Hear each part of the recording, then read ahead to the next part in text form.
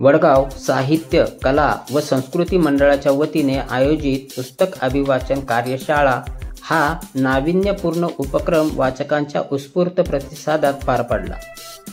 या कार्यशाळेद्वारे ज्येष्ठ वैज्ञानिक व साहित्यिक डॉक्टर जयंत नारळीकर यांना त्यांच्या सुप्रसिद्ध अंतराळातील भस्मासूर या विज्ञान कथा संग्रहातील 10 प्रकरणांचे अभिवाचन करून अभिवादन करण्यात आले।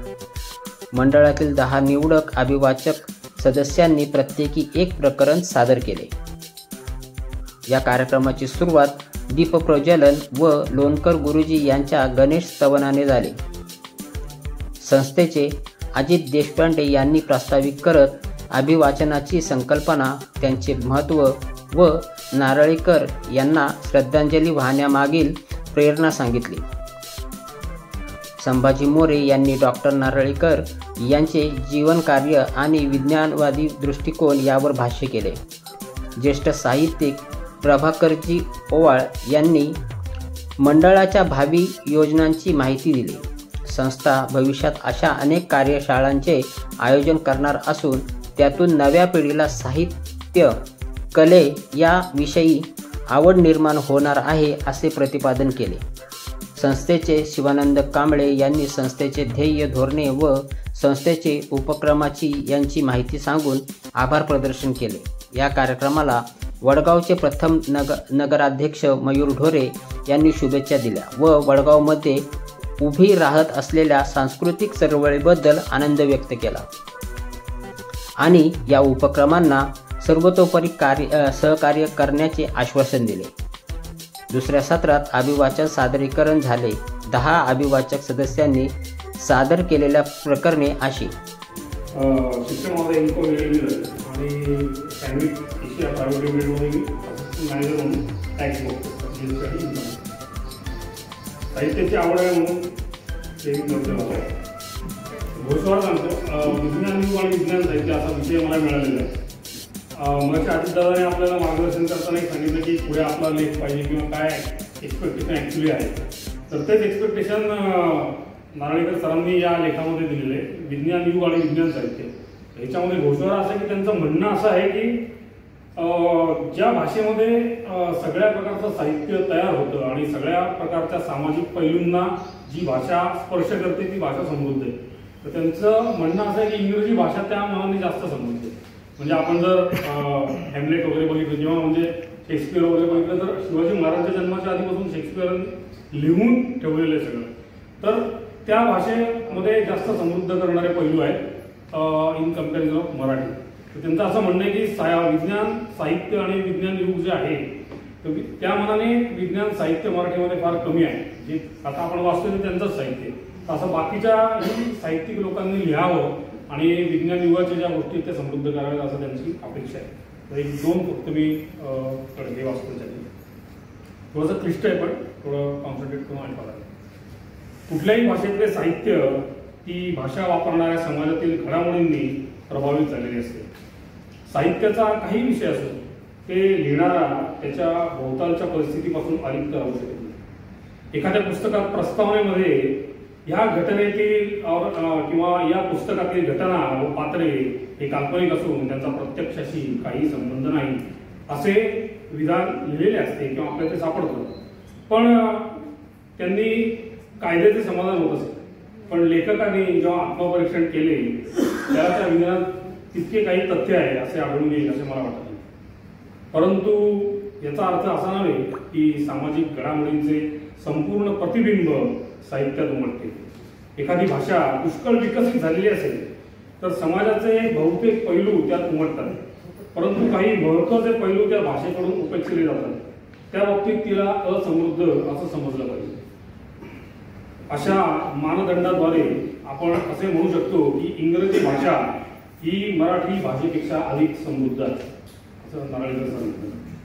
मराठीचे अपूर्णत्व सर्वात जास्त जर कुठे जाणवत असेल तर ते विज्ञान साहित्याच्या बाबतीत। 20वे शतक हे विज्ञानाचे शतक म्हटल्यास चूक ठरणार नाही। आईन्स्टाईनचा सापेक्षतावाद, त्यानंतर प्लांक आईन्स्टाईन बोर यांचा पुंजीवाद हे 2 महत्त्वाचे मूलभूत सिद्धांत या शतकात पहिल्या 15 वर्षात भौतिकशास्त्राला मिळाले। अमूर्त गणिताच्या अनेक नव्या शाखा या शतकात चालू झाल्या वर्षानुवर्ष न सुटू शकणारे अनेक प्रश्न चुटकीसरशी सोडवणारे गणकयंत्रे या शतकाच्या उत्तरार्धात मिळाली. विश्वाचे विराट दर्शन आणि अणूच्या अंतरंगाचे सूक्ष्म दर्शन मानवाला आज घडत आहे. जीवशास्त्राच्या मुळाशी असलेले DNA हे रेणुशास्त्रज्ञांना सुमारे 3 दशकापूर्वी सापडलेले आहे. विज्ञानाची ही गरुड झेप तंत्रज्ञानाच्या रूपाने मानवी जीवन अधिक प्रगत विकसित करायला कारणीभूत ठरली. त्याचप्रमाणे वैज्ञानिक ज्ञानाचा उपयोग विध्वंसक शस्त्रास्त्रांच्या निर्मितीसाठी केला जाऊ शकतो आणि त्यामुळे पृथ्वीवरील मानवाच्या अस्तित्वाला धोका उत्पन्न झाला आहे.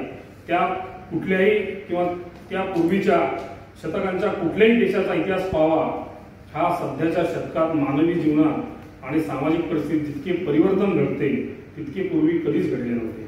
असे असूनही विज्ञानाच्या या युगात प्रभावीपणे त्या विज्ञानाच्या आक्रमणाचा उल्लेख किती मराठी पुस्तकात केलेला दिसतो.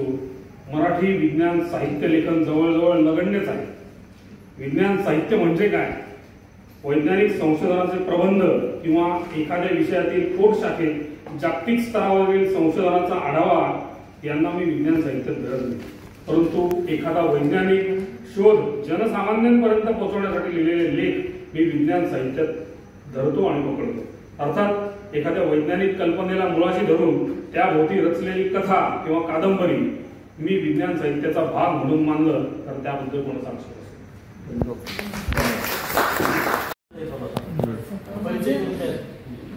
माझं नाव सर अनुजा आनंद गोपटे, वडगावमध्येच राहते.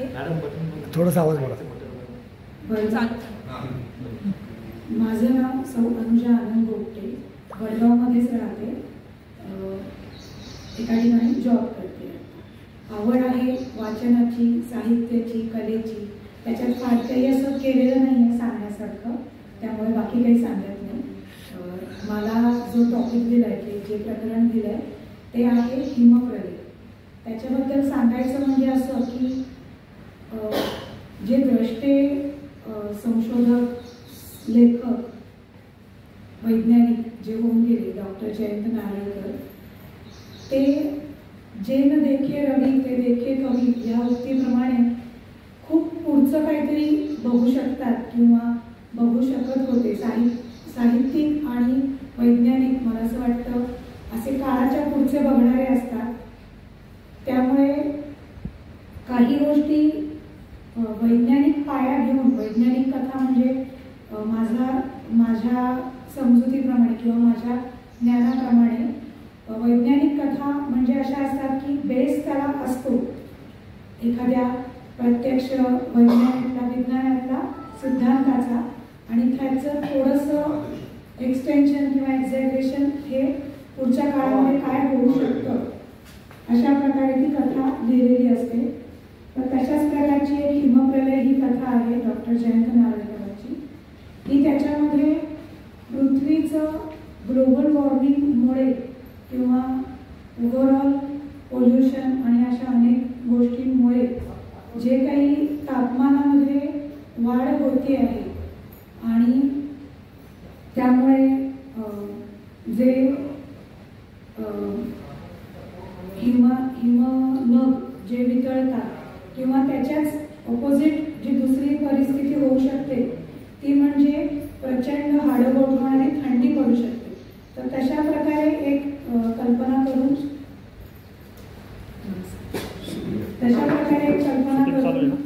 ही कथा लिहिलेली आहे. मला त्याच्या आधीच सुरुवातीला सांगितल्याप्रमाणे मला त्याचं 17 पानांचं कमीमध्ये वाचन कसं करायचं हे लक्षात आलेलं नाही आहे. तर ते जरा तुम्ही सगळ्यांनी सांभाळून द्या अशी अपेक्षा. प्रकरणाचं नाव आहे हिमप्रलय. बाबा बाबा उठा कुंभ बघायला, बाहेर केवढा बर्फ पडलाय. मुलांच्या गडक्यामुळे राजीवशा खडबडून जागा झाला. गाढ झोपेतून उठल्यामुळे त्याला कळेना की मुलं एवढी का ओरडतायत. बर्फ कसं शक्य आहे? मुंबईमध्ये बर्फ कधी पडतो का? अविश्वासाने त्याने खिडकी बाहेर नजर टाकली आणि त्याला वाटलं आपण युरोपमध्ये आहोत की काय. प्रचंड थंडी वाजत होती. मुलं मागे लागली होती. बाबा बाबा आम्ही खाली जाऊ का बर्फात खेळायला. राजीव तर थंडीने कुडकुडायला लागला होता. मुलांनी 2-2 स्वेटर घातले होते. याहून जास्त कपडे मुंबईत कुठे असतात कोणाकडे. खाली नका जाऊ, आपण गच्चीवर जाऊ, तुम्ही सगळ्यांनी काहीतरी पायामध्ये अंगावर वगैरे घालून या. सगळेजण गच्चीवर गेले. विचार करत होता राजीव, मुंबईमध्ये गेला आठवडाभर तापमान खूप घसरले होते. अशा प्रकारची थंडीची लाट पूर्वी कधीच आली नव्हती. तापमान तरी किती झालं होतं? केवळ 5 अंश. या प्रकारची थंडी का पडली याची कारणमीमांसा हवामान खातं सुद्धा करू शकत नव्हतं. साहजिकच मुंबई हादरून गेलेली होती.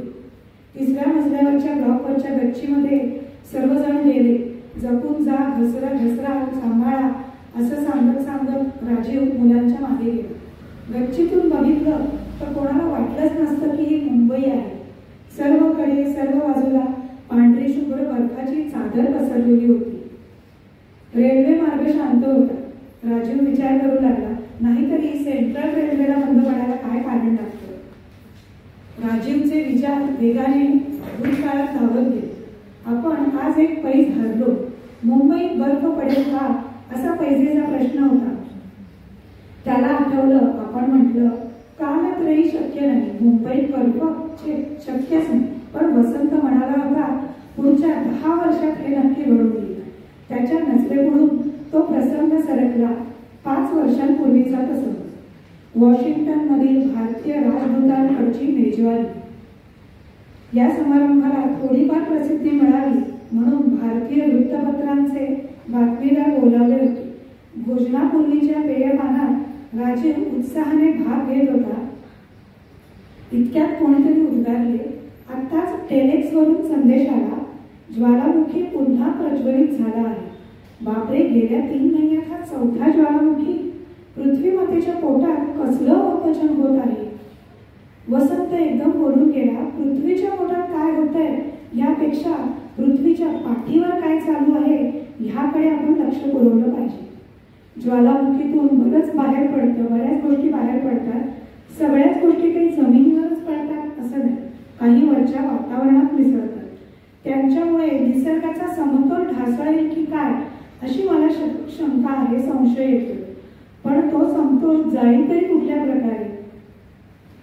वसंतने विचारलं त्या अमेरिकन पत्रकाराला, तुमच्या देशाला आपली राजधानी हलवून वॉशिंग्टनहून होनोलुलूकडे न्यावी लागेल असं मी म्हटलं तर? ठीक आहे, स्पष्टच सांगतो, पृथ्वीवर हिमयुग येऊ शकतं आणि वॉशिंग्टन, न्यूयॉर्क सारखी तुमची शहरं इतिहास जमा होऊ शकतात. तेवढ्यात जेवण तयार आहे या वाक्यामुळे हे संभाषण तिथेच राहिलं. परंतु नंतर मात्र राजीवने वसंताला गाठून त्याच्या वक्तव्याचं काय एक्सप्लेनेशन किंवा काय तुम्ही कशामुळे असं म्हणाला हे विचारलं. तेव्हा त्यांनी सांगितलं, मी असं सिद्ध करू शकतो की सध्याच्या नाजूक स्थितीत वातावरणातील समतोल ढासळून हिमयुग सुरू व्हायला 10 वर्ष पुष्कळ झाली.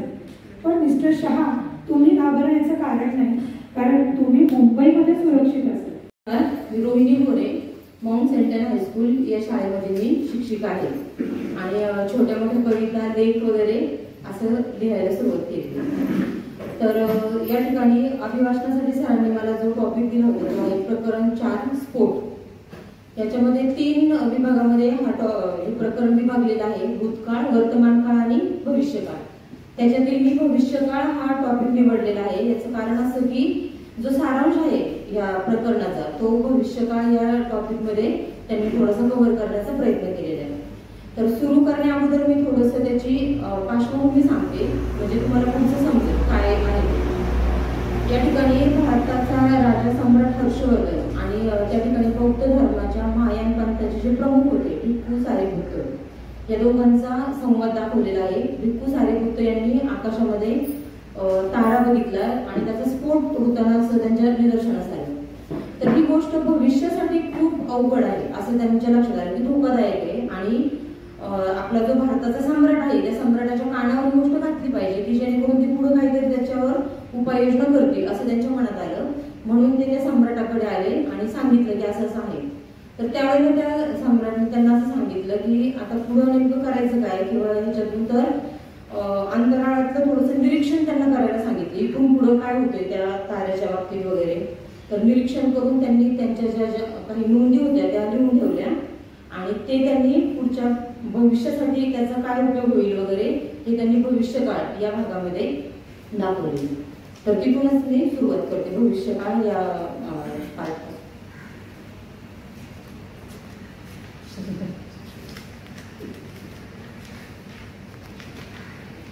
आम्ही सगळे विद्यार्थी बसलो. एका किल्ल्याच्या प्रशस्त आवारात 10-12 मुले खेळत होती. किल्ला कसला, नुसते भग्नावशेष होते ते, पण ते किल्ल्याच्या एकेकाळच्या भक्कमपणाची, सुबकतेची आणि ऐश्वर्याची आठवण करून देत होते. भिंतीचा लाल रंग, नक्षीकाम वगैरे अजून पुसट दिसत होते. एखादा पुराण वस्तुतज्ञाला इथे नक्कीच संशोधनाला भरपूर वाव होता. पण मुलांचे लक्ष तिकडे नव्हते. ते गुंतले होते एका महत्वाच्या उत्खननात. त्यांच्या म्होरक्याची अशी कल्पना होती की जमीन खणत गेले की पृथ्वीचे दुसरे टोक सापडेल. कारण त्याला आजोबांनी सांगितले होते की पृथ्वी गोल आहे. हे त्यांचे विधान पडताळून पाहण्यासाठी त्याने हा वैज्ञानिक प्रयोग आरंभला होता. पण अर्थातच या कठीण प्रयोगामागे निव्वळ वैज्ञानिक वृत्ती नव्हती. पृथ्वीचे दुसरे टोक इथल्यापेक्षा अधिक आकर्षक आहे, तिथे खजिना आहे, जादूच्या गोष्टी असतील वगैरे त्याने स्वतःला आणि आपल्या कंपूला पटवून दिले होते. आणि म्हणूनच सर्वजण जीव तोडून खणत होते आणि अखेर प्रयत्नांना यश मिळाले. म्हणजे पृथ्वीचे दुसरे टोक सापडले का हो? नाही, तर पुरलेला खजिना सापडला. धातूची एक श्रीमंत नळकंडी होती. म्होरक्याने ती उचलली. सर्व मुले त्याच्या भोवती जमा झाली आणि तर्कांना सुरुवात झाली. ह्यात सोन्याची नाणी असणार, हिऱ्यांनी भरलेली असणार ही नळकांडी, छे त्यात जादूची काठी असणार आणि त्यात कोंडलेला राक्षस असला तर बापरे. यातल्या शेवटच्या तर्काने सर्वांना सावध केले आणि सील फोडून झाकण उघडावे की नाही याबद्दल वाद सुरू झाला. शेवटी म्होरक्याने निर्णय घेतला, आपण हे आजोबांना दाखवूया. खणण्याचे काम तहकूब करून ते टोळके आजोबांकडे धावले. आजोबा वसाहतीपासून लांब राहत होते. त्यांचे वय कोणालाच माहित नव्हते, तसे ते कोणाचेच आजोबाही नव्हते. पण त्यांचे पांढरे केस, लांब दाढी आणि गोष्टींचा साठा ही क्वालिफिकेशन्स त्यांना आजोबा करायला पुरेशी होती. शिवाय त्यांच्याकडे जुन्या पुस्तकांचा साठाही होता आणि काही विचित्र भाषांचे ज्ञान होते. पिढ्यानपिढ्या चालत आलेल्या बऱ्याच गोष्टी ते सांगत. पूर्वी माणसाला उडणाऱ्या गाडीतून जाता येत असे, लांबच्या व्यक्तीशी घर बसल्या संभाषण करता येत असे, समुद्राखाली राहता वावरता येत असे. अशा आजोबांच्या गोष्टी मुलांना कपोलकल्पित वाटत पण ऐकायला आवडत. आजोबांनी तरी त्या गोष्टी प्रत्यक्षात कुठे अनुभवल्या होत्या हो? अशी त्यांनी आपल्या गोष्टी ऐकल्या होत्या आपल्या वडिलांकडून, त्यांच्या वडिलांनी आपल्या वडिलांकडून. अशी ही साखळी कुठपर्यंत गेली होती हे आजोबांना तरी कुठे सांगता येत होतं. आजोबा आजोबा ही पहा गंमत. पुस्तके वाचण्यात दंग झालेल्या आजोबांभोवती मुलांनी गिल्ला केला. आजोबांनी नळकांडी नीट तपासली आणि ती वरची अक्षरे पाहून उत्तेजित झाले. पण मुद्रा गंभीर ठेवून ते उद्गारले, मुलांनो, मोठीच गंमत आणली की तुम्ही. कुठे सापडली तुम्हाला? मुलांनी माहिती पुरवली आणि त्या नळकांडीबद्दल आपले तर्क पण सांगायला सुरुवात केली. ही नळकांडी आजोबांनीच उघडावी असे सर्वांचे मत होते आणि आतील गोष्टींचा वाटा, मग ते हिरे असो की राक्षस असो, तेही आजोबांनाच मिळणार होतं हे त्यांना माहित होतं. पण ती उघडण्यापूर्वी आजोबांनी आतील गोष्टींचे निदान केले. मुलांनो, ही कलाकृती आहे. पुष्कळ वर्षापूर्वी जग कसे होते ते त्या वेळच्या माणसांनी, आपल्या पूर्वजांनी लिहून ठेवले होते आणि ते लिखाण नंतरच्या माणसांना, आपल्यासारख्यांना सुखरूप मिळावे म्हणून अशा नळकांडीत घालून मुद्दाम पुरून ठेवले होते आणि ते आज तुम्ही शोधून काढले आहे. आज खजिना किंवा जादूची गोष्ट नाही म्हणून मुले थोडीशी खट्टू झाली, पण निदान उडणाऱ्या, समुद्राखाली जाऊ शकणाऱ्या आणि आपल्या पूर्वजांचा काहीतरी मनोरंजक किस्सा तरी असेल म्हणून त्यांची उत्सुकता अजून कायम होती. आजोबांनी कापड्या हातांनी सील फोडून कालखुबी उघडली आणि आतून निघालेले कागद आजोबांच्या जुन्या पुस्तकातल्यासारखे त्यातील भाषा आणि लिपी आजोबांच्या परिचयाची असावी. आजोबांनी भरकन सगळा मजकूर वाचला आणि त्यांच्या तोंडून सुस्कारा बाहेर पडला. काय ही नैसर्गिक दुर्घटना. ते स्वतःशीच फुटफुटले आणि सुन्न बसून राहिले. मग एकदम भानावर येऊन त्यांनी आसपासच्या मुलांच्या चेहऱ्यावरची उत्सुकता पाहिली आणि काय गुपितील हकीकत सांगायला सुरुवात केली. अर्थात मुलांना सर्व समजावून सांगायला आजोबांना वेळ लागला. आपण मी मावळीच्या म्हणजे संचालक आहे तथा सरस्वती वर्तमानाचे माझे अध्यक्ष. माझ्या आजच्या कृतीचं नाव आहे पेरुवाडीतील पुष्पक प्रकरण. नाऱ्या, अरे आज तरी तू स्वामींच्या प्रवचनाला जा. आज त्यांच्या आख्यानाचा शेवटचा दिवस आहे. मग परत महिनाभर येणार नाही. शिवाय काल प्रसादाच्या वेळी त्यांनी तुझी आठवणी काढली होती. आई, का तू माझ्या मागे लागते आहेस सारखी? तुला माहीत आहे ना माझा देव धर्मावर विश्वास नाही. ह्या असल्या बुवांवर आणि स्वामींवर तर नाहीच नाही. त्यापेक्षा त्यांनी माझ्या वाटेला न जाणे बरे आणि मी त्यांच्यापासून लांब राहणे बरे. नको रे सोने असे बोलू. तुझ्या वडिलांच्या खास आमंत्रणावरून स्वामी पेरुवाडीत आले आणि तू तर एकदाही त्यांच्या दर्शनाला गेला नाहीस. बरे नाही दिसत हे. सारा गाव बोलतोय. कालच जना काकू विचारत होत्या. गाव बोलू दे तोंडभर. आणि जना काकूंची मुक्ताफळ ऐकायला मला वेळ नाही. पण केवळ तू म्हणतेस म्हणून आज मी जाईल एक वेळ, परंतु एका अटीवर. ही अट कोणती? जर स्वामी काही भरमसाठ विधाने करायला लागले तर मी स्वतःला आवरू शकणार नाही. मी त्यांच्याशी वाद घालायला कमी करणार नाही. आजचे प्रवचन संपल्यावर स्वामीजी महिनाभर अज्ञातवासात जाणार होते. रामायणाचे आख्यान संपवता स्वामी म्हणाले, रामायणाचे आख्यान मी माझ्या अल्पमतीप्रमाणे तुम्हाला सांगितले. काही लोक म्हणतात आपली पुराणे वगैरे सर्व भाकड कथा आहे. मी तुमच्यासारखा भाविक माणूस आहे आणि मला काही पटत नाही. काल रात्री मला एक अद्भुत स्वप्न पडले. स्वप्नात प्रभू रामचंद्र आले. त्यांनी सांगितले की आजपासून 30व्या दिवशी त्यांचे पुष्पक विमान आपल्या गावावरून जाणार आहे. श्रोत्यांसाठी मोठी खळबळ माजली. विमान केव्हा दिसेल, कुठे दिसेल वगैरे वगैरे. स्वामी पुढे म्हणाले, प्रभू एवढेच म्हणाले की श्रद्धेने पाहिले तरच विमान दिसेल. आपल्यापैकी ज्यांना या पवित्र विमानाचे दर्शन होईल ते खरोखर भाग्यवंत म्हटले पाहिजे. मनात कसलीही आसक्ती न ठेवता हे दर्शन घ्या एवढीच माझी तुम्हाला प्रार्थना आहे. ह्या सर्व थापा आहेत, निव्वळ थापा. मागून गर्जना झाली. एका मोडक्या झाडाच्या बुंध्यावर उभे राहून नारोबा बोलत होते. लोक हो, शेवटी हे स्वामी इतर बाबा लोकांसारखेच निघाले. कुठले प्रभू रामचंद्र आणि कुठले त्यांचे विमान, सब कुछ झूठ. तोंड आवरणाऱ्या गुणवंतरावांनी धमकावले. थांबा गुणवंतराव, मीच ह्या आरोपाचे उत्तर दिले पाहिजे. आपण कोण हे मला प्रथम सांगाल का? स्वामींनी नारोबांना विचारले. मी नारायणराव, गुणवंतरावांचा मुलगा. मला नारोबा म्हणतात. नारोबा, मी अत्यंत बोललो, मी असत्य बोललो असे तुम्हाला का वाटले?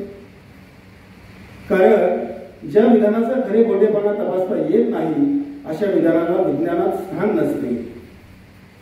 स्वामी किंचित हसून म्हणाले, भविष्यात काय घेऊन ठेवले हे मी काय सांगणार. जरी तुम्ही आज याकडे फेटाळीच्या नजरेने पाहताय तरी कुठेतरी तुमच्या मनात श्रद्धा बसत असणार. ठीक आहे, महिनाभर कळेल स्वामीजी, पण मी श्रद्धेशिवाय आणखी एका गोष्टीला महत्व देतो. तो म्हणजे माझा कॅमेरा, असं नारोबांनी म्हटलं. स्वामीजींच्या प्रवचनाला पुन्हा गर्दी होती. अज्ञातवासातून ते नुकतेच बाहेर आले होते. प्रार्थना झाल्यावर स्वामी म्हणाले, लोक हो, मी महिन्याभरापूर्वी माझे स्वप्न तुम्हाला सांगितले होते. त्याप्रमाणे पुष्पक विमानाचे दर्शन मला घडले. मी पाहिलेले विमान दिव्याप्रमाणे चकाकत असून गोलाकार होते. लोकांमध्ये तर्कवितर्क सुरू झाले. इतक्यात एका माणसाने पुढे येऊन स्वामींच्या चरणस्पर्श केला. स्वामी महाराज, मी चंदू पवार. सूर्यास्ताच्या सुमाराला माझा 12 वर्षाचा छोकरा शिवबा बाहेरून ओरडला, बाबा ती पहा आकाशात गंमत आहे, विमानासारखे दिसते काहीतरी. पण माझ्या दुर्दैवाने पाय घसरून मी पडलो. स्वतःला सावरून बाहेर येतो तर ते विमान लांब गेले होते. चंदूने स्वामीजींकडे कागद दिला. त्यावर एक ओबडधोबड पण स्पष्ट चित्र काढले होते आणि ते स्वामींनी केलेल्या वर्णनावर हुकूम होते. ते चित्र पाहायला स्वामींभोवती प्रथम गर्दी केली ती पत्रकारांनी. चित्र पाहायला गर्दी होत असताना प्रवचनाच्या व्यासपीठावर नारोबा उगवले. त्यांनी स्वामीजींच्या पायावर सपशेल लोटांगण घातले. जनसमुदाय थक्क झाला. नारोबा उठून प्रवचनाच्या माईककडे गेले आणि नारोबा बोलू लागले. पेरू वाडीकर आणि इतर मित्रांनो, मी आपल्या सर्वांसमक्ष स्वामीजींची जाहीर क्षमा मागत आहे. लोक हो, स्वामीजींनी स्वप्नात पाहिल्याप्रमाणे आणि त्यांनी भाकीत केल्याप्रमाणे मी पुष्पक विमान पाहू शकलो. मानवी डोळ्यांपेक्षा कॅमेऱ्यातली फिल्म दृश्य टिकून घेण्यात जास्त विश्वासार्ह असते ही माझी धारणा असल्याने मी माझ्या याशिका ऑटोमॅटिक कॅमेराजवळ बाळगून होतो. म्हणून मी टेलिफोटो लेन्स वापरून त्या आकाशातल्या वस्तूंचे फोटो घ्यायला सुरुवात केली. ते फोटो माझ्या स्वतःच्या डेव्हलपिंग आणि प्रिंटिंग युनिटवर छापून काढले आणि त्यावरून मला जे काही दिसले ते भास नसून खरे होते याची खात्री पटली. हे ते फोटोवरून आता स्वामीजींनी स्वतःचे वर्णन केले. त्यावर हुकूम ते विमान होते. चित्र स्वामीजींनी सांगितले तसे होते. कॅमेऱ्याने टिकलेले. स्वामीजींना स्वप्नात मिळालेला दैवी संदेश खरा होता याची मला खात्री पटली. धन्यवाद. माझं नाव रेवतेश स्वाती वाळुंजकर आहे. मी वडगाव मावळ कोर्टामध्ये प्रॅक्टिस करते. मला एक मुलगी आहे आणि सगळ्यात महत्त्वाचा मुद्दा असा की माझं इंग्रजीचं शिक्षण मी लग्नानंतर माझ्या मुलीच्या आणि माझ्या मिस्टरांच्या सपोर्ट केलं आणि आता यशस्वीरित्या प्रॅक्टिस करते. त्यामुळे मला माझ्या प्रवासाचं सगळं श्रेय माझ्या मुलीला आणि माझ्या मिस्टरांना द्यायचं. आता आपण आज जयंत नारळीकर यांच्या अंतराळातील भस्मासूर हे पुस्तकाचा आपण काही भाग वाचत आहोत. त्यातलं तिसरा प्रकरण माझ्याकडे आले, आकाशातली दोरी. ॲक्च्युली हे प्रकरण खूप मोठं होतं. 20 एक पानाचं प्रकरण होतं. त्याच्यामध्ये सारांश वगैरे काढून तरी त्याला बराच वेळ लागेल आपल्याला. सारांश काढलेला आहे तरी त्याला 15 ते 20 मिनटं लागतील. पण वेळेच्या अभावी मी काही थोडासाच पॅरेग्राफ वाचणार आहे आणि उरलेली जी काही मला असं वाटतं की हा जो मी वाचलेला अध्याय आहे किंवा जो पार्ट आहे याची सगळ्यांना माहिती मिळावी. मग थोडासा पार्ट वाचल्यानंतर मी त्यातलं उरलेले जे काय आहे ते गोष्टी स्वरूपात आपल्याला सांगणार. टॉम रोरी पुन्हा एकदा कारच्या डॅशबोर्डवर नजर टाकली.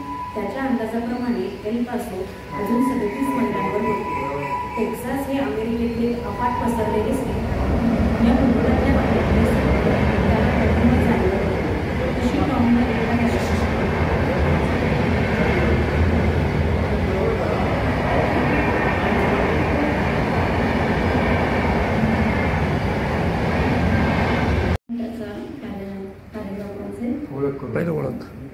मी प्रतीक्षा अशोक पाटील. तर आजच्या विशेष कार्यक्रमात आपल्या सर्वांचे मनपूर्वक अभिनंदन. प्रथम तुम्ही काय करतात? मी प्रतीक्षा अशोक पाटील वडगावमध्येच राहते, अल्फा डिग्री सोसायटीमध्ये. माझं स्कूल आहे इथे स्माईल प्री स्कूल, तिथे मी प्रिन्सिपल म्हणून. वाचनाची आवड आहे आणि आज हा अभिवाचन प्रथमच करत आहे मी. तर काय चूक वगैरे झाल्यास क्षमस्व. तर प्रथम श्री जयंत नारळीकर सरांना भावपूर्ण श्रद्धांजली अर्पण करते आणि मी माझे अहोभाग्य समजते की मला सरांच्या या पुस्तकातील काही भाग अभिवाचनासाठी प्राप्त झालेला आहे. तर मी श्री अजित देशपांडे सरांचे आभारी आहे. सर नारळीकरांचे जीवन हे विज्ञानाच्या सेवेसाठी समर्पित होते. त्यांचे लिखाण किंवा कार्य हे प्रगल्भ वैज्ञानिक दृष्टिकोन आणि भारतीय परंपरेचा समतोल होता.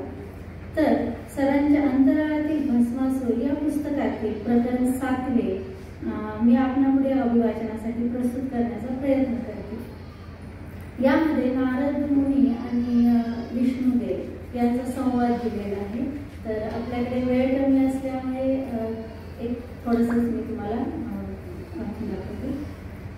नारायण नारायण ही ललकारे ऐकून शेषनागाने फणा हलवून भगवान विष्णूंना जागे केले. भगवान उठा, नारद मुनी इकडे येत आहेत. विष्णू खडबडून जागे झाले. विश्वाच्या रक्षणाची जबाबदारी सतत खांद्यावर असल्याने त्यांची झोप जरा हलकीच असते. ना नारायण नारायण. नारद मुनी विष्णूंच्या पुढे दाखल झाले. त्यांनी त्यांना नमन केले. नारदा, तुझे स्वागत असो. तुझ्या भेटीसाठी भूलोकातील बातमीपत्रे यांचे समीकरण पूर्वीपासून चालू आहे. आजचे वार्तापत्र काय म्हणते? काय थट्टा करता भगवान? तुम्ही म्हणजे त्रिकाल ज्ञानी. अवकाश आणि काळ यांच्यावर एक न एक घटना बिंदू तुमच्या डोक्यात साठलेला आहे. तुम्हाला मी नवीन काय सांगणार? माझे काम म्हणजे गणकयंत्रात साठवलेली माहिती हवी असेल त्याप्रमाणे पडद्यावर प्रदर्शित करणे इतकेच. वा नारदा, तुझ्या भाषेत हे नवे नवे शब्द कसे आले? अवकाश, काळ, घटनाबिंदू, गणकयंत्र, तू बरेच काय शिकून आलेला दिसतोस. पुराणातला भागवतातला नारद असे काही बोलत नव्हता. तेच तर सांगायला आलोय मी. पुराणातला काळ आता बदलला. आता पृथ्वीवरचे लोक सत्ययुग, कलियुगाची भाषा नाही बोलत. ते आज विज्ञान युगात वावरत आहे. देवधर्म सोडून गणकयंत्रे, विध्वंसक यंत्रे, ऊर्जा यंत्रे अशा यंत्रामागे ते धावत आहे. भजने, प्रवचने त्यांना समाधान देत नाही. ते वैज्ञानिक दृष्टिकोन देतो. भगवान, मी तुम्हाला सांगणे धाडसाचे आहे, पण रावत नाही म्हणून सांगतो. धर्माची ग्लानी आणि अधर्माचे अभ्युत्थान मधुकैटभ, रावण, कंस यांचे काळी जेवढे झाले नव्हते तेवढे आज झाले आहे. तुमचा 10वा अवतार आता आवश्यकच झाला आहे. शांत हो नारदा, शांत हो. तू बोलत असताना मी भूलोकाचे चित्र माझ्या चक्षुपुढे आणले. प्रथम दर्शनी तर मला त्यात काळजीचे काही कारण नाही दिसत आहे. विष्णू सौम्य स्वरात म्हटले. असे कसे म्हणता भगवान? नारद मुनी आश्चर्याने उतरले. मी तुला माझी दिव्य दृष्टी देतो. पहा मी काय पाहत होते. विष्णूंनी नारदांना असे म्हणतात त्यांच्या पुढे नवीन नवीन दृश्य उमटू लागली. विष्णू पुढे म्हणाले, तुमच्या वैज्ञानिक भाषेत बोलायचे म्हणजे कल्पना कर की तुझ्यासमोर एक टीव्हीचा पडदा होता आणि त्यावर उमटलेली चित्रे तू पाहत आहेस. ते पहा, मुंबई शहर हे पुराणकाळी नव्हते, पण आजच्या भारतीय जीवनात फार महत्वाचे आहे. कारण व्यापार आणि पैसा याचे ते केंद्र. पण अशा शहरात देखील जेथे सर्वसाधारण माणसाला कामधंद्यामागे विचार करायलाही सवड नसते, ती पहा माणसाची लांबच लांब रांग. ती रेल्वे किंवा सिनेमाच्या तिकिटाकरता नाहीये. ती सिद्धिविनायकाच्या देवळात जाण्यासाठी आहे. याहून जास्त मोठी रांग पाहिजे तुला तर पहा पंढरपूरच्या विठोबापूरची, किंवा त्या रांगा पहा व्यंकटेश्वराच्या देवळात जाण्यासाठी उभ्या असलेल्या भाविकांच्या. आणि ती मोठाली मंदिरे आता भारताबाहेर सुद्धा दिसू लागली आहेत. ती पहा हरे राम हरे कृष्ण म्हणत जाणाऱ्या गोऱ्यांची जमू. पण स्वामी, नारदा बोलू न देता विष्णू पुढे म्हणाले, आणि केवळ वैदिक धर्माचेच पुनरुज्जीवन होते असे नाही. जगात देवाची दिशा दाखवणारे अनेक पर्यायी धर्म आहेत. तो पहा श्रीलंकेच्या बुद्ध मंदिरात बुद्धम शरणम गच्छामीचा घोष. त्या पहा हज यात्रेत ओथंबून भरलेल्या बोटी. आणि तिकडे पहा मला खिस्सात्रात लाभले होते त्याच्या सहस्त्रपटीने सेंट पीटरच्या चर्चमध्ये गर्दी करणारे भक्तगण. नारदा, धर्माचरण अमुक एका मार्गाने झाले पाहिजे असे मी कधीच म्हटले नाही. तेव्हा आता जे दिसते त्याने मला समाधान का होऊ नये? देवादिदेव, तुम्ही सर्वज्ञ आहात, पण भक्तांची परीक्षा पाहायला कधी वेळ पांघरूनही बोलता ना. म्हणून तुमचे बोलणे खोडून काढण्याचे धाडस करतो. तुम्ही दाखवलेली दृश्य वरवरची परिस्थिती दर्शवतात. खरी परिस्थिती काय आहे? आजचा मानव धर्मचरण करतो का? तर धर्माने त्याच्या समस्या सोडवल्या असत्या तर तो विज्ञानाकडे का वळला? जर धर्माने त्याच्या समस्या सोडव. तुम्ही मला आपल्या दिव्य दृष्टीतून काही दृश्य दाखवली. मी तुम्हाला आणखी काही दृश्य दाखवतो, पण मी माझी स्वतःची दृष्टी तुम्हाला देण्यास असमर्थ आहे. असं करून ते पुढच्या प्रवासास निघाले. थोडक्यात मला एक निष्कर्ष सांगायचा आहे. ह्या ज्या लिखाण जे केलेलं आहे तर खरंच खूप सुंदर आहे. तर यामध्ये नारळीकर सरांनी संवादरूपी लेखनात अगदी तल्लीन होऊन अनेकांच्या मनात जी द्विधा मनस्थिती असते, धर्म आणि विज्ञान, श्रद्धा आणि अंधश्रद्धा, अस्तिक आणि नास्तिक, सरांच्या अनेक प्रश्न मार्गी लागतात.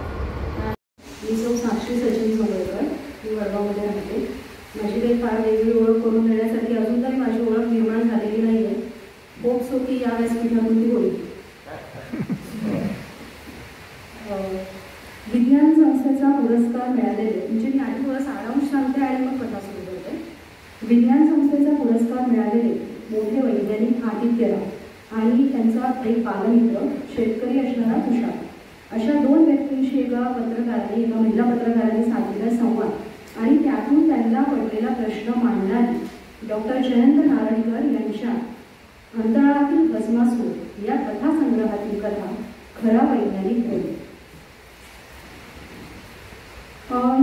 यामध्ये हीच पत्की सोफ्याकडे निर्देश करत आदित्यराव म्हणाले. त्यांच्या बोलीकडे सरावलेल्या दृष्टीने पाहत संध्या त्या वंशात सोफ्यावर टेकली. आदित्यराव समोरच्या फिरणाऱ्या खुर्चीत बसले. संध्या काही क्षण लपवली. एका शास्त्रज्ञाची खोली कशी असेल याबद्दल तिने केलेला कयास अगदी सपशेल चुकला होता. त्यात फळा नव्हता, खडू नव्हते, संशोधनाची नियतकालिके नव्हती, मोठाले डेस्क होते, पण त्यावर फायलिंग साडूवर 2 टेप होते, एक काळा एक लाल. आपल्याला प्रशासनाकरता बराच वेळ खर्च करावा लागतो ना? फायलिंगकडे पाहत संध्याने विचारले. होय, पण नाईलाज आहे माझा. केवळ इथलेच नाही तर मला बाहेरही अनेक समित्यांवर काम करावे लागते. महिन्यातून 20 दिवस मी फिरतीवरच असतो. अच्छा, पण एक प्रश्न विचारू? तुम्हाला तुमचे महत्त्वाचे संशोधन करायला वेळ तरी कसा मिळतो? संध्याने विचारले. माझे सहकारी आहेत की, असे म्हणून आदित्यरावांनी जीभ चावली आणि संभाव्य गैरसमज दूर करण्यासाठी म्हणाले, म्हणजे मी त्यांना मूळ कल्पना सुचवल्या आणि मधून त्यांचे काम तपासले की माझी जबाबदारी संपली असं मी समजतो. पण त्यांना कल्पना नव्हती की आपल्याकडे येण्यापूर्वी संध्या त्या कनिष्ठांना भेटून आल्या. श्रीवास्तव, दशपुते आणि चटर्जी असे ते टिकून होते. संध्याला चटर्जींचे बोलणे अगदी जसेच्या तसे आठवत होते. काम करायचे आम्ही आणि संशोधन प्रबंधावर पहिले नाव यायचे. प्रयोगाची आखणी करताना ते चालू असताना त्यांच्याशी चर्चा करायला जावं तर ते दिल किंवा नाही तर पाहिजे गुंतलेले. अरे जरा दमानी घे संध्याताई, हे तुम्ही काही छापू नका बरं का, नाहीतर आमच्या प्रमोशनवर गदा यायची. दशपुते काळजीच्या स्वरूपात म्हणाला होता. अहो, पण त्या कामाकरता आदित्यरावांना राष्ट्रीय पुरस्कार मिळाला, त्याचे श्रेय तरी त्यांना द्यायला नको का? संध्याने विचारले होते.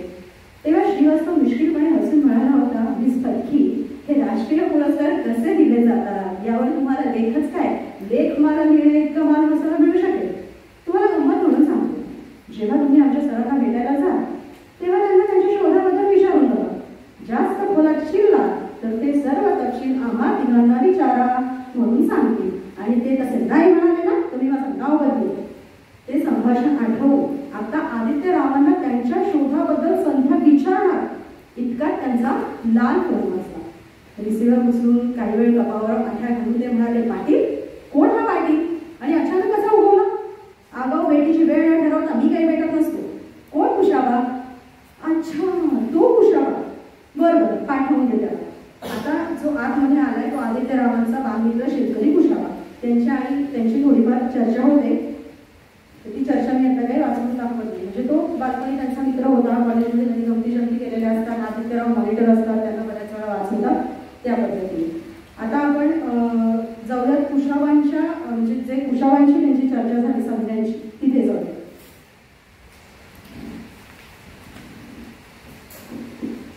ऍक्च्युली आदित्यरावांनी जो शोध लावलेला असतो त्याची माहिती कुशाबा त्यांना विचारायला आलेले असतात. तेव्हा कुशाबा त्यांना म्हणतात, कुशाबा विचारतात की तुझ्या शोधाची मला माहिती दे, बियाणं कसं उजवायचं, काय करायचं. त्यावेळेला आदित्यराव त्यांना म्हणतात, तुला हवी ती माहिती माझ्या प्राथमिक स्वरूपाच्या बक्षणाच्या भाषणातून, त्याहून खोलवर माहिती माझ्याकडे नाही. माझ्या सहकार्यांजवळ भेट, श्रीवास्तव, दशपुतले आणि चटर्जी, त्यांना तू भेट. अरे पण मूळ कल्पना तरी सांगशील का? पेरणी कधी करायची, पाणी कधी द्यायचं, खत कुठलं आणि जमिनीचा प्रकार तरी कसा? हे बघ, झाली तुझी संपत्ती सुरू. माझ्याजवळ तपशील नसताना मी तुला माहिती कशी देऊ? तू त्या तिघांना भेट. आदित्यरावांनी भरगटी घड्याळाकडे सूचक नजरेने पाहिली. आदित्यरावांनी घंटा वाजवली. स्टेनो आत आला. त्याला ते म्हणाले, थॉमस, या कुशाबा पाटलांना श्रीवास्तवकडे घेऊन जा आणि त्यांना हवी ती माहिती द्यायला सांग. अच्छा कुशाबा, भेटू आपण. आणि त्यांनी हात पुढे केला. बरं, माझे प्रयोग पाहिला तरी येशील ना? हो, येईल. पण आदित्यरावांच्या आवाजात हवा तशी उत्सुकता किंवा उत्साह नव्हता. तेवढ्यात आदित्यरावांचा दुसरा फोन वाजतो आणि आदित्यराव म्हणतात, कोण? गीता ट्रॅव्हल्स. अच्छा, नमस्कार गीताजी. आमचं बुकिंग केले का? परवाचे? काय फ्लाईट शेड्यूल बदलले? काय म्हणायचे या एअर इंडियाला? मग केव्हाची फ्लाईट? छे उद्याची नको. हो चालेल, 13ची बुक करून टाका. मी परिसंवादाला एखादा दिवस उशिरा पोहोचेल, पण इलाज नाही, उद्याचा दिवस चांगला असतो तर गेलो असतो, असे आदित्यराव म्हणतात. म्हणजे एकूण ज्यांना वैज्ञानिक समजलं जात आहे ते ह्या कल्पनांवर आवसे शनी आहे असे करून थांबतात. आणि जे कुशाबा असतात ते खरंच त्यांच्या शेतामध्ये आदित्यरावांची बियाणं वापरून त्यांनी पीक काढलेलं असतं आणि ते बघायला या पत्रकार संध्या तिथे जातात. मग त्यावेळेला ते आदित्यराव कुशाबांना विचारतात की आदित्यराव तुमची पिकं बघायला आले होते का? तर आदित्यराव म्हणतात नाही, त्यांच्या डोळ्यात कराड बसत नाही, मी त्यांना खूप वेळा सांगितलं होतं. आणि जे त्यांचं शेवटचं वाक्य आहे ते आपल्याला विचार करायला भाग पाडतं की ते असं म्हणतात की नाही, संशोधन प्रबंध प्रसिद्ध केला की शास्त्रज्ञाचे काम संपले असे आपण मानतो. या भाषेत मला आदित्यरावांनी उत्तर दिले, मी वैज्ञानिक आहे, पण संध्याकाळी हे तुम्हाला पटते का? मुलाला जन्म देऊन आईने आपले काम संपले असे म्हणणे योग्य आहे का? कुशाबाने कळकळीने विचारले. संध्याने उत्तर दिले नाही, ती स्वतःलाच विचारत होती, खरा वैज्ञानिक कोण, आदित्यराव की कुशाबा? धन्यवाद. माधवी दत्तात्रय बोरावते. मला विशेष सांगायचं म्हणजे मला 1 तासापूर्वी माझे मिस्टर वाचन करणार होते दत्तात्रय बोरावते. त्यांना अचानक काम निघाल्यामुळे 1 तासापूर्वी सांगितले की आज वाचन तू कर. तर मला सांभाळून घ्या, मी छोटासा प्रयत्न करते, कारण मी खूप आता कॉलेज शाळेमध्ये असल्यानंतर पहिल्यांदा स्टेजवर आलेली होती अभिवाचन करण्यासाठी. लग्नानंतर लायन्स क्लब आणि मावळ विद्यार्थ्यांच्या माध्यमातून अनेक कार्यक्रमांचं सूत्रसंचलन केलेलं आहे. लग्नापूर्वी पण रायपूरनगरमध्ये आमची मुक्तांगण नावाची संस्था होती. अनेक वक्तृत्व स्पर्धेत भाग घेतलेला आहे, नाटकांमधलं बसून ठेवलेलं आहे. आणि आता हे तिसरं व्यासपीठ हे जे आम्हाला निर्माण करून दिले त्याबद्दल या मंडळाच्या सर्व सभासदांनी पहिल्यांदा आभार मानते आणि माझं अभिवादन करते. सकाळची न्याहाळी झाल्यानंतर विविध गोष्टींनी घड्याळाकडे पाहिले किंवा पाहुण्या करते होते, म्हणजे पोटाची वेळ निघाली 15 मिनिटे होती. आजच्या टपालाबद्दल दिल्लीचा विशेष उत्सुकता होती, कारण किर्लोस्करचा आमच्या नियम होता आणि त्यात त्याचा प्रक्षेपक लेख होता. लेखाचं नाव होतं अंतराळातील संस्कृतीचे संभाव्य धोके. हा लेख प्रसिद्ध करण्याबद्दल आणि त्या किती तपशील कुठल्या स्वरूपात द्यायचा याबद्दल त्याच्या संपादकांची पुष्कळ वादविवाद झाले होते. अशा वादातून अशा लेखाचे रूप दोघांना मान्य होईल अशा स्वरूपाचे तयार झाले होते. पण तोडजोडीद्वारे समाजात दोन्ही बाजूने लावत नाही. आपला लेख फार वेगवेगळी झाला अशी खंत दिल्लीला वाटत होती. तर इतका प्रक्षोभक लेख पाहून वाचक आपल्याला जोड देणार अशी भीती संपादकांना वाटत होती. दिल्लीच्या लेखात 2 प्रमुख मुद्दे होते. एक मुद्दा असा की अंतराळात सतत वास्तव्य करून राहिलेल्या माणसावर त्याच्या शरीरावर आणि मेंदूवर गुरुत्वाकर्षणकारी अवस्थेत राहिल्यामुळे अनिष्ट परिणाम होतात. ते वरवरचे आणि लगेच प्रसिद्ध येणारे परिणाम नसून मूलभूत स्वरूपाचे आणि हळूहळू वाढत राहणारे आहे असा त्यांचा दावा होता. या बाबतीत त्याचे स्वतःचे संशोधन पण होते. शिवाय मोठ्या अंतराळ संस्था अशा तऱ्हेचे संशोधन करायला उत्तेजन दिले जात नाही आणि तसे संशोधन कोणी केले तर त्याला अप्रिय भाग गुप्ततेच्या नियमाखाली दडपलं जातो हे पण माहिती होते. दिल्लीचा दुसरा आक्षेप होता अंतराळ संस्कृती कॉम्प्युटरला दिल्या जाणाऱ्या प्राधान्याबद्दल. अंतराळ संस्कृती दिवसेंदिवस कॉम्प्युटरवर जास्त विसरून राहू लागले आहे हे बरे नाही. एक दिवस हा उपयोग सहाय्यक विकून डोईगर होईल हे त्याने उदाहरण देऊन स्पष्ट केले होते. मुंबई दिल्लीतने किर्लोस्कर चालल्यानंतर संपादकांना आपले मत कळवण्यासाठी आपल्या मनगटावरील घड्याळवजा उपकरणाची काही बटणे दाबली. त्यांनी बटन दाबताच दिलीप गोसावीचा आवाज त्यांच्यावर कानावर पडला. दिलीप चिडलेला होता. वसंतराव, तुम्ही आपली दगा दिलात. माझ्या लेखातले 2 महत्त्वाचे पॅरेग्राफ तुम्ही बदलून टाकले. संपादकांना हा कॉल आधीच होता. त्यांनी आधीच बोलून तयार केलेले उत्तर दिले. दिलीप साहेब, बदल केल्याचे मान्य आहे, पण माझा नाईलाज होता. तुम्ही जर अंकाच्या शेवटी किर्लोस्कर उद्योग समूहाचा वृत्तांत वाचला तर त्यात तुम्हाला दिसेल की आमच्या अंकाची जेथे जुळवाजुळव होते तेथे अंतराळ संस्थांचे एक शिष्टमंडळ आले होते. त्यांच्या नजरेला तुमचा लेख आला. त्यांनी प्रथमतः हा प्रसिद्ध करू नका असा पवित्र मांडला, परंतु आमच्या संचालकांनी थोडा बदल करून तो प्रसिद्ध करण्याचा कणखरपणा दाखवला. कसला कणखरपणा? त्यांनी तर लेखाचा कणाच मोडून टाकला. ठीक आहे, मी त्यांना जाब विचारतो. दिलीपचा आवाज ऐकू येईल नसा झाला. अंतराळाप्रमाणे पृथ्वीच्या गुरुत्वाकर्षणाने उत्पन्न होणारा वजनाचा बोजडपणा जातो. जे पृथ्वीवर शक्य नाही ते अंतराळात शक्य आहे. धातूंची नवीन मिश्रणे जी पृथ्वीवर शक्य नाही ती अंतराळात तयार करता येतात। नवी अधिक प्रभावशाली औषधे अंतराळातल्या शून्य गुरुत्वाकर्षण आणि पोकळीवजा वातावरणात तयार होतात। असे अनेक फायदे मानवाला अंतराळात खेचू लागले आणि या सर्व तंत्रशास्त्रीय प्रगती मागे होती वाढती यांत्रिकता। कुठलेही काम करण्यात आपण फार ऊर्जा आणि वेळ फुकट वाया घालवतो याची जाणीव झाल्याने मानव यंत्रावर विसंबू लागला आणि यंत्राचे निरीक्षण संचलन वगैरे महत्वाच्या बाबी कॉम्प्युटरवर सोपून मोकळा झाला। शेवटी कॉम्प्युटर इतके झाले की त्यांचे संचलन काही मोजक्या कॉम्प्युटरांवर सोपवावे लागले। पृथ्वीचा आणि अंतराळातील वसाहतीचा सर्व कारभार हे मोठे कॉम्प्युटर चालवत। ही 2086 मधील वस्तुस्थिती होती आणि या सर्वांवर नियंत्रण ठेवणारे एक सुपर कॉम्प्युटर अंतराळात वास्तव्य करू लागला। उलट अलीकडे ज्याच्या मनात अंतराळाबद्दल एक तऱ्हेची भीती निर्माण होती, एका शतकापूर्वी अनेक शक्ती गवसल्यावर विध्वंसकारी शस्त्रास्त्रे निर्माण झाली, तसेच आता अंतराळावर ताबा मिळाल्यावर त्याचा वापर समंजसपणे होत नाही असे त्याला वाटत होते। अशा भीतीतून किर्लोस्कर मधला लेख त्याने लिहिला होता। लेख लिहिला तेव्हा त्याला सुद्धा असे वाटले नव्हते की आपली भीती इतक्या लवकर साकार होईल। न्यूयॉर्क शहरातल्या रॉजर सेलर्सने आपल्या विजेच्या बिलावर नजर टाकली आणि ताबडतोब वीज कंपनीशी फोनवर संपर्क साधला। काय मामला आहे? जनसंपर्क अधिकारी विचारले। मला विजेचे बिल आवाच्या सव्वा आलेले आहे, रॉजर म्हणाले। तिकडे अधिकारी म्हणाले, कृपया रक्कम सांगा। दर महिन्याला माझे बिल सुमारे $500 असते, आजचे बिल $51,223। हा कसला जोक आहे? हे पहा, आम्हाला जोक्स करायला सवय नाही। गेल्या 25 वर्षात चुकीच्या बिलाची एकही तक्रार आमच्याकडे आली नाही, कारण तुमची बिले सेंट्रल कॉम्प्युटरच्या निरीक्षणाखाली होतात, जनसंपर्क अधिकारी म्हणाले।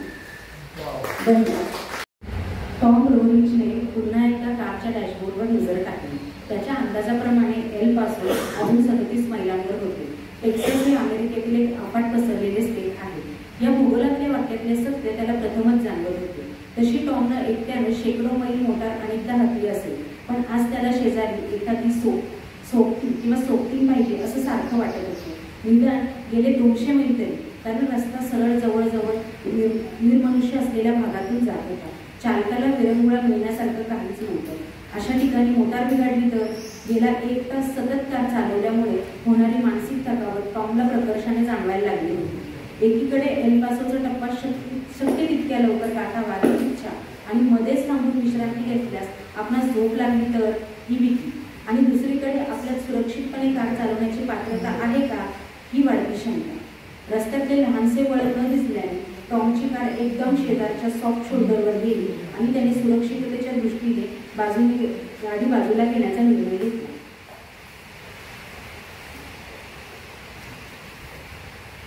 सॉफ्ट शोल्डरवर गाडी थांबवून टॉम पाय मोकळे करायला खाली उतरला।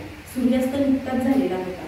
संधीप्रकाश आपणास अफाट पसरलेल्या प्रदेशाकडे पाहताना टॉमला लहानपणी आदाशीपणे पाहिलेल्या अनेक वेस्टर्न चित्रपटाची आठवण झाली। कुठे न्यूयॉर्क, टोकियो सारखे गजबजलेले भाग आणि कुठे असले निर्मनुष्य प्रदेश, हे एकाच पृथ्वी तलावर आहेत का यावर खरंच विश्वास बसला नाही। आपण आता एका वेगळ्या ग्रहावर आहोत अशी कल्पना करूया का? टॉम विज्ञान कथेचा शौकीन होता। विज्ञान कथा, अंतराळयाने, त्यातून फिरणारे छोटे हिरवे ग्रह, मानवापेक्षा अतिप्रगत असलेले जीव, खरोखर विश्वात हे सगळं असेल का? या अफाट पसरलेल्या विश्वात मानव एकटाच प्रगत जीव असण्याची शक्यता फार कमी असे बहुतेक शास्त्रज्ञ मानतात। मग ते अतिप्रगत जीव पृथ्वीकडे का येत नाही? टॉमचे लक्ष पश्चिमेला क्षितिजाकडे गेले। संधीप्रकाश बराच कमी असल्याने आता त्याला ती वस्तू स्पष्ट दिसली। ती चमकत होती आणि पिवळट होती आणि तिचा आकार मोठा मोठा होत चालला होता। प्रथम टॉमला जरा चमत्कारिकच वाटले, पण नंतर त्याच्या लक्षात आले की ती वस्तू त्याच्याच दिशेने येत होती। प्रथम ताऱ्याप्रमाणे वाटणारी ती वस्तू एक विमान असावे असे त्याला वाटले होते। इतके खाली उडणारे विमान म्हणजे ते क्रॅश तर होणार नसेल ना? पण त्या यानाची उंची कमी होत नव्हती, शिवाय त्याचा पृष्ठभागही विमानासारखा नाही हे त्याला आढळून आले। आता एक वेगळीच जाणीव त्याला यायला लागली। यानातून एक विचित्र असा कर्णकतो आवाज येत होता। तो आवाज असह्य व्हायला लागल्यावर टॉम कारमध्ये शिरला आणि त्याने खिडक्या दारे बंद केली। आवाजाचा जोर कमी झाला तरी त्याची कर्कशता वाढत होती। बेशुद्ध होण्यापूर्वी टॉमची शेवटची आठवण होती, आपण कानात खुपसायला काहीतरी शोधतो याची, आणि यानंतर टॉम बेशुद्ध झाला। शिवा कुंभार घरी चालला होता। चालला म्हणण्यापेक्षा तो झोकांड्या खात होता असे म्हणणे बरे होईल। आज जुगारात थोडे पैसे हातात पडले होते आणि त्याचे रूपांतर बाटलीत झालेले होते. रात्रीचे 12 वाजायला आले होते. घरी लवकर पोचावे म्हणून शिवाने महाराणातून जाणारी पायवाट निवडली होती. त्याला चढली नसती तर कदाचित या वाटेने यायचा त्यांनी धीरच केला नसता, कारण रात्री तेथे भूताचे वास्तव्य असते असे प्रवाद गावकऱ्यांनी प्रचलित केला होता. लोखंड्या खात जात असताना शिवा एकदमच कशावर तरी आपटला. त्याच्या अंगावर मोठा प्रकाश झोप पडला. शिवाने समोर पाहिले आणि त्याची दाट खिळीच बसली. समोर एक मनुष्यकृती होती, पण ती संपूर्ण हिरवी होती. शिवाच्या डोळ्यात देखत ती आकृती प्रकाशमान झाली आणि आकाशाच्या दिशेने जाऊ लागली. शिवाने वर पाहिले. त्याला ती आकृती वर अंतराळ यानात शिरताना दिसली आणि ते यान दूर जाऊ लागले, पण ते बघायला शिवा शुद्धीवर नव्हता. सिस्तीतील एका ख्रिश्चन मठात ती नन होती.